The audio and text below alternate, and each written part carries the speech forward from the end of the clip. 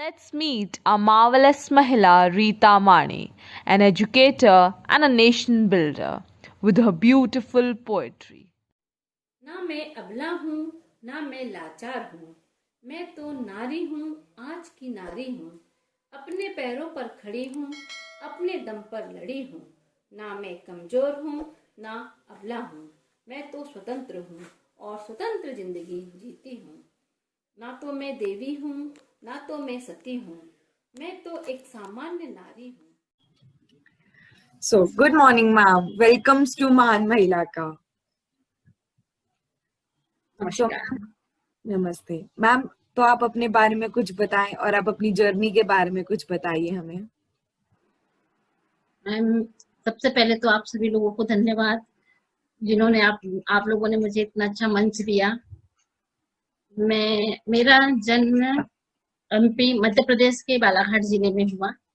मेरी mummy teacher थी और मैंने मिडिल प्राइमरी हायर सेकेंडरी की शिक्षा वहीं से प्राप्त किया, तालबर्रा से।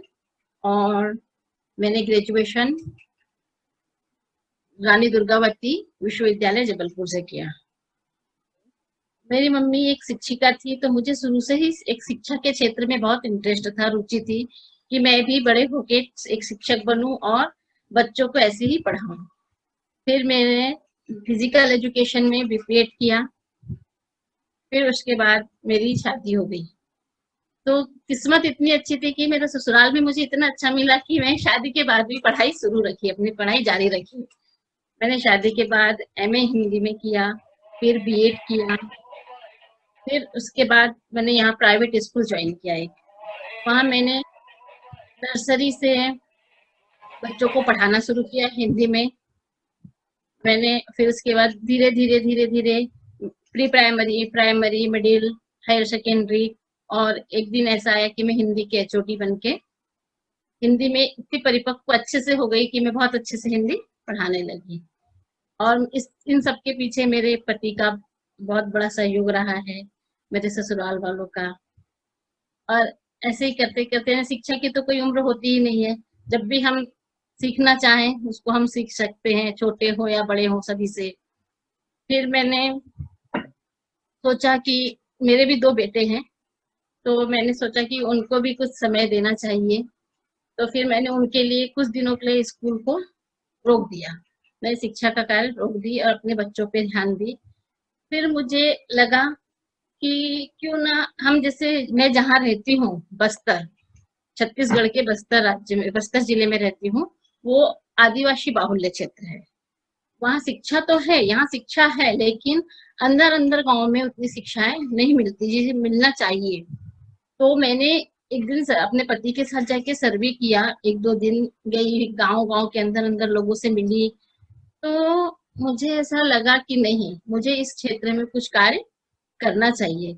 इसीलिए मैंने एक स्कूल खोला, बस्तर वैली फाउंडेशन। उसके तहत मैं कुछ बच्चों को चैरिटी के तहत मैं उनको एजुकेशन दे रही हूँ अभी, है ना। और स्पेशल मैं गर्ल्स के लिए कर रही हूँ। मैंने अभी 5 गर्ल्स को फ्री एजुकेशन दिया है। उनकी कापी, पुस्तक, पढ़ाई, जो भी खर्च है, क्योंकि वो इतने हैं, पढ़ाई में बहुत होशियार हैं, सब कुछ उनको बहुत आता है, लेकिन उनको माध्यम नहीं मिल पा रहा था आगे बढ़ने का। इस कारण मैंने उनसे मिला, उनके पेरेंट्स से मिला। फिर वहां जाके मैंने उनसे पूछा कि आप भेजेंगे अपने बच्चों को, मैं ऐसे पढ़ाऊंगी, फ्री में पढ़ाऊंगी। तो बोले कि हाँ। तो उन्होंने भेजा। तो मेरा एक स्कूल चल रहा है अभी, बस्तर वैली। तो बस्तर वैली के तहत मैं उन बच्चों को फ्री में अभी पढ़ा रही हूँ, और कुछ बच्चों को फीस भी ले रही हूँ, क्योंकि फिर स्टाफ रहेगा तो वो सब चीज को चलाने के लिए भी मुझे लगेगा, इसीलिए। तो मैम, कोई आपने कठिनाइयां जो आपने फेस करी अपनी जर्नी के दौरान? कठिनाइयां तो ऐसे कि जीवन तो उतार चढ़ाव है ही। कभी सब जीवन में तो ये सब चीजें उतार चढ़ाव चलती ही रहती है। इन सब के साथ भी मैंने संघर्ष करते हुए यहाँ तक आया और सपोर्ट मिला मुझे।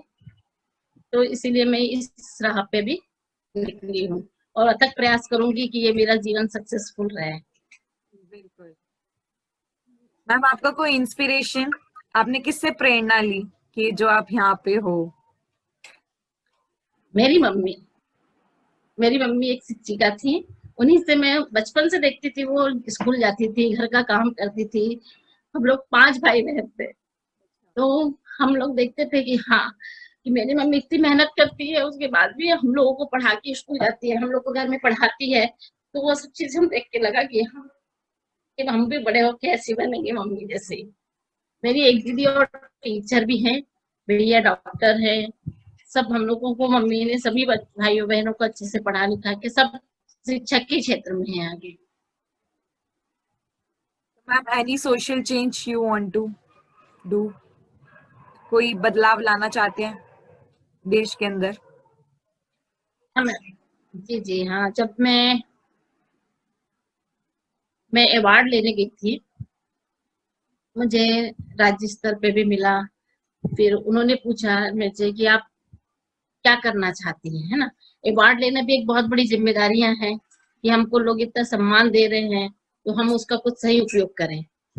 तब फिर मुझे राज्य स्तरीय, नेशनल, इंटरनेशनल मिला। जब मैं इंटरनेशनल अवार्ड लेने गई थी, तो वहां मुझे बैंकॉक में मुझे पूछा गया कि आप इस अवार्ड तो ले रहे हैं, लेकिन इसका आप उपयोग कैसे करेंगी?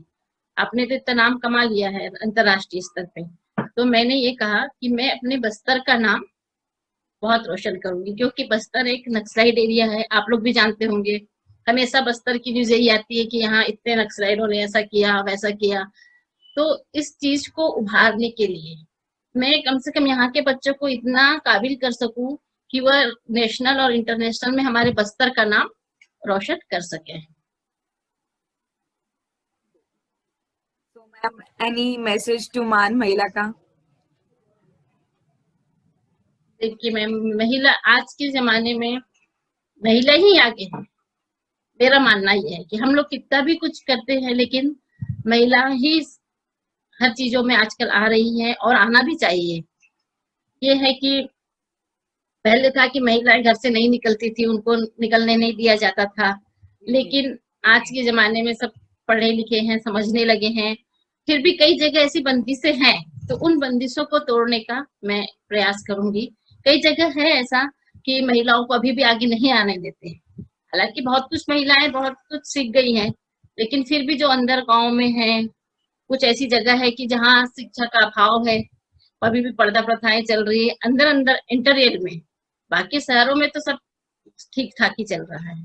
तो वही कोशिश करेंगे कि हमारे जितना हो सके हम उन महिलाओं को सामने लाएं, उनको जागरूक कराएं।